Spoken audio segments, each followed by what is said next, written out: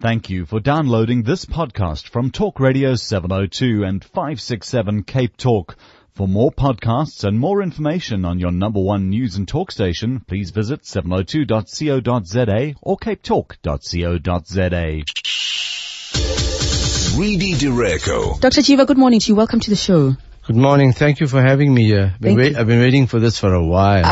Well, the moment has come.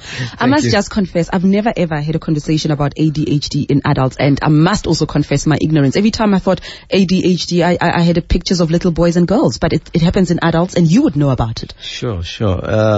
Yes, 70% of these little kids go to adulthood. So that's the first thing, that we don't outgrow it. It doesn't disappear into fresh air. The symptoms change. So the three cardinal symptoms that children have usually is impulsivity and inattention and overactivity. The impulsivity and overactivity gets better with age. Okay. The inattention gets worse. So that's how the symptoms change. And many people, including physicians, thought that you outgrow the symptoms, but you don't. Okay, so you're saying that the hyperactivity is more prevalent in children, yes. But as you grow older, it's the inattention that becomes more acute. So what does this mean? That one can't listen, you can't get organized? Tell us about how it presents itself. Yeah, so basically in adulthood, if you go through the three cardinal symptoms, each one, the most common one is the impulsivity, where in children, they blurt out answers in class. In adults, they get very frustrated. They get easily angry, and it affects their work when they go to work, and the boss gives them a hard time, or they give their boss a hard time. They apparently fire the boss. Before the boss could fire them, they say, okay, I quit. So they quit their jobs.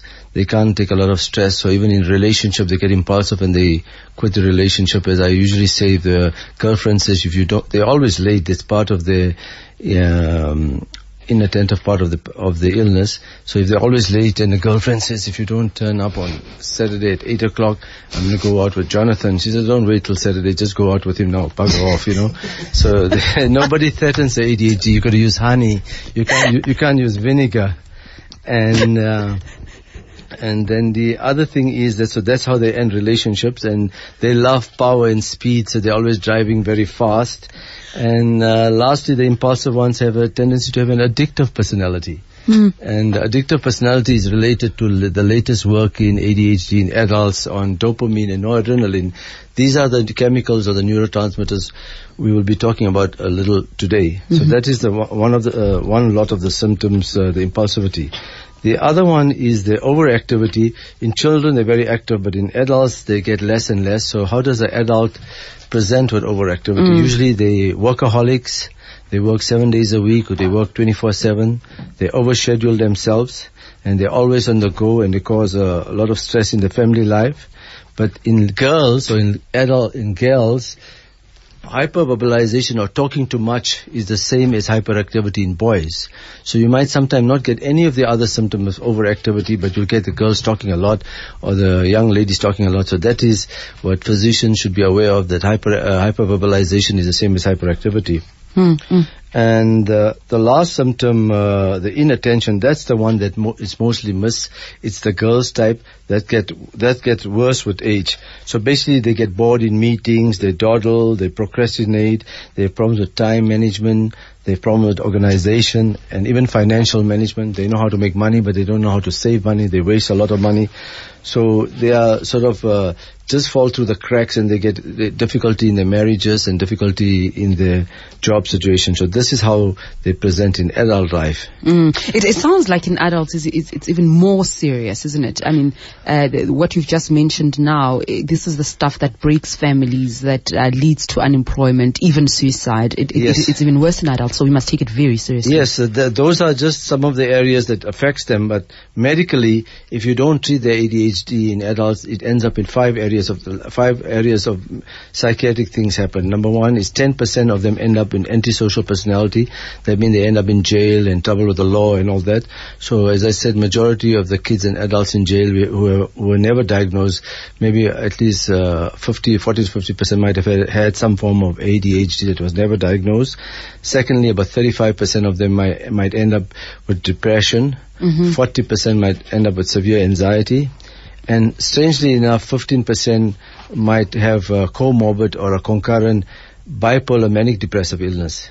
And lastly, the one that we are affected a lot in our everyday work is 50 to 55% might land up with substance abuse, which include basic things like girls like chocolates, coffee, Coke, Red Bull, drugs, alcohol, and anything that is addictive, including power, money, sex like Tiger Woods, and it's all based on dopamine. You want to understand that this is a good time to bring in the dopamine. The dopamine is a neurotransmitter, protein-based, that ADHD have a low level of dopamine and no adrenaline. Dopamine works on the pleasure center of the brain, so we're always looking for dopamine or that fix to make us happy. So when you drink, you take drugs, alcohol, power, money, golf, shopping, whatever you do that makes you happy, your dopamine goes up. So it works on the pleasure center of the brain, sends a message there, you feel good, and that's what life is all about. Next week you're feeling lousy and say, oh God, how did I feel happy last week? Oh yeah, it was the drink or the chocolate cake or SEX or whatever it was. So we go back to it and we repeatedly go back to it even if it's unhealthy for us.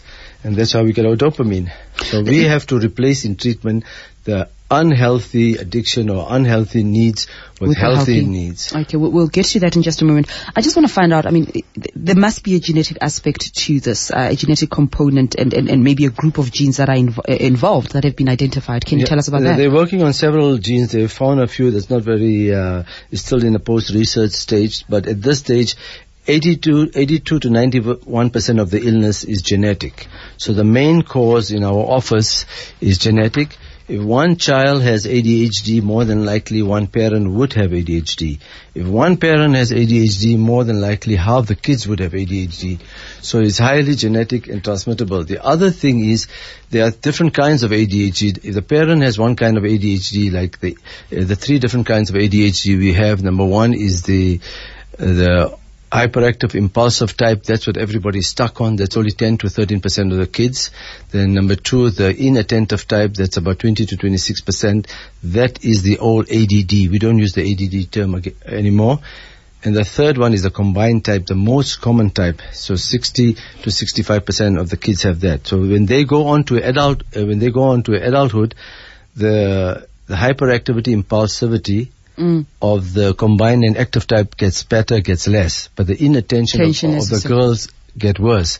So some parents can have the active type and the children can have the inattentive type, so they're usually missed. Or the parents might have the inattentive type and they totally deny that they had any of these symptoms, and the child is very active. So genes is where the gold is. Genes is where the money is. You always go look for genetics if it's in the family. Okay, when we come back, I want to talk about your own life. As somebody who has been living with ADHD, how do you use it to your advantage? And also some of the famous personalities that I must admit didn't know were living with this condition.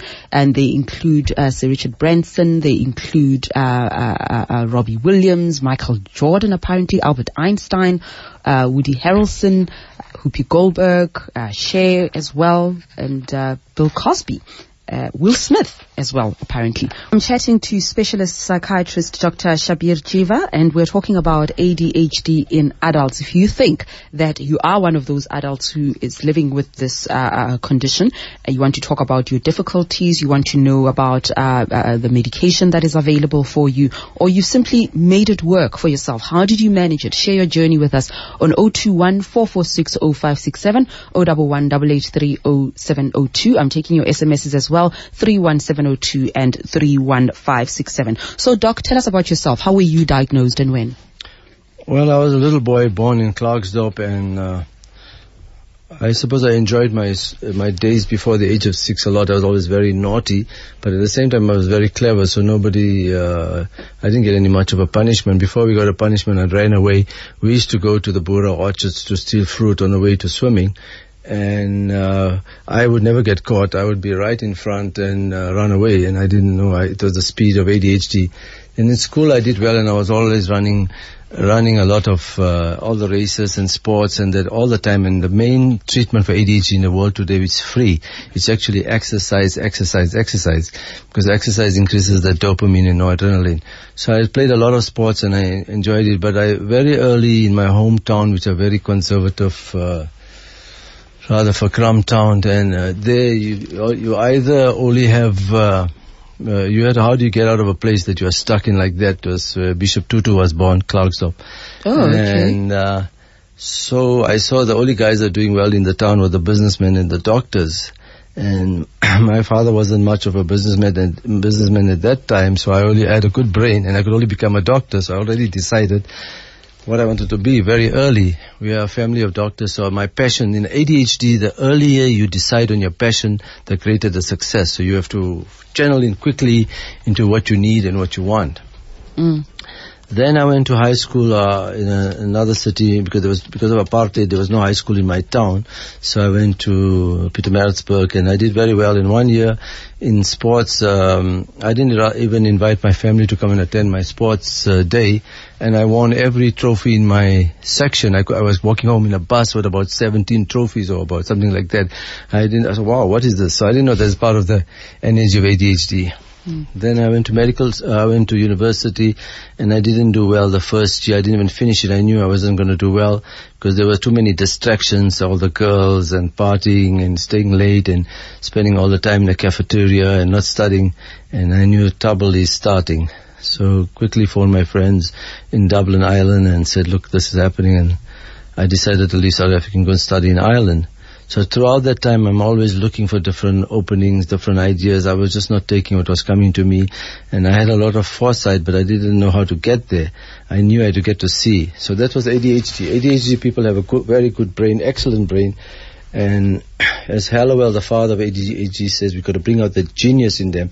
That means we've got to nurture all these positive qualities, embrace what is difficult, and get on with it. We shouldn't spend our... But did you only discover much later that's what you had? I mean, as a child, did your parents understand, or were you always different? No, my parents understood nothing, nor did I, nor did my teachers, because I was very bright, so they covered up everything. When I became a psychiatrist in Canada, and when I became a child psychiatrist, and I saw all these kids that I was treating, I said, wow, I had every symptom that they had, that I had when I was a little kid, and nobody did anything. My teacher used to actually pull my ear, or somebody would give me a clout or two.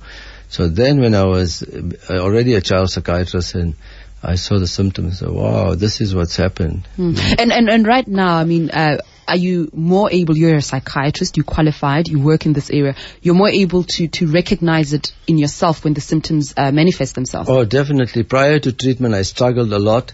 And now with treatment, which is non-medical and medical, my life has become much easier.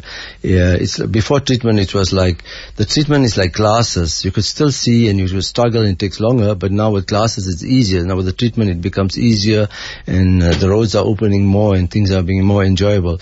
But I can see in myself, I can see in my family members, I can see in other people, and we're always encouraged to bring out the positive in them, the strength in them, and ADHD is an illness of success. It doesn't mean that if you're successful you can't be ADHD. That's actually a myth. And with you right now, what manifests itself more, the inattention, or because I don't think it's hyperactivity, as you mentioned, it's more acute in children, but in adulthood it's the inattention that becomes more prevalent. Well, the inattention gets worse. The overactivity doesn't go away. I'm very overactive. Like I'm this morning here, this afternoon we are in Olean, next week on another thing, and next week we're somewhere else. I enjoy that. It's not just that. I suppose I get bored if I don't have so much of action. But in a conversation, I mean, would you have moments of inattention where you're not following the conversation? Yeah, I would. Now I'm taking adequate medication, and my medication is super focusing me from morning till about 6-7 o'clock. When it gets to about, if I'm working a late evening, I tell my secretaries I need a coffee at 6 o'clock. The coffee is a stimulant and we should avoid it, but I know my medication has worn off by that time, so I need something to focus more. Keep you focused. So yes, I would drift, but the medication has helped me tremendously, and occasionally I catch myself wondering.